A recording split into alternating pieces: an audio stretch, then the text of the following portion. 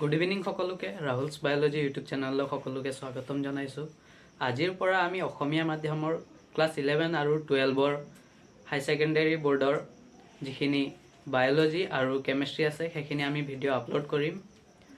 কাৰণ ছাত্ৰ ছাত্ৰী যেতিয়া ক্লাছ 11 12ত আহে তেতিয়া বহুতো টপিক থাকে যিখিনি ক্লাছত পঢ়াই শেষ নহ'বও পাৰে আৰু বহুতখিনি টপিক বহুত দীঘল থাকে আৰু ক্লাছত সেইখিনি কোৱা সম্ভৱো নহয়। সো সেইখিনি সুবিধাৰ কাৰণে আমি ইয়াত সেইখিনি পঢ়াম। আৰু ক্লাছ 10ত যেতিয়া সায়েন্স থাকে আৰু 11 12ত আহি যোনটো সায়েন্স লোৱা হয় তাৰ মাজতো ডিফাৰেন্স বহুত বেছি। আৰু সেই গেপটো ফিল কৰিবৰ কাৰণে বহুতখিনি বেসিকৰ পৰা আমি ওপৰত উঠিব লাগিব। সো সেই বেসিকখিনিৰ পৰা আৰম্ভ কৰি আমি ক্লাছ 11 12ত যিখিনি টপিক আছে সেইখিনি সহজ সৰলভাৱে বুজাবলৈ চেষ্টা কৰিম। আৰু অসমীয়াৰ লগতে মাজে মাজে ইংলিছতো কিছুমান কথা কম, কাৰণ অকল অসমীয়াতে সায়েন্স পঢ়িব নোৱাৰি।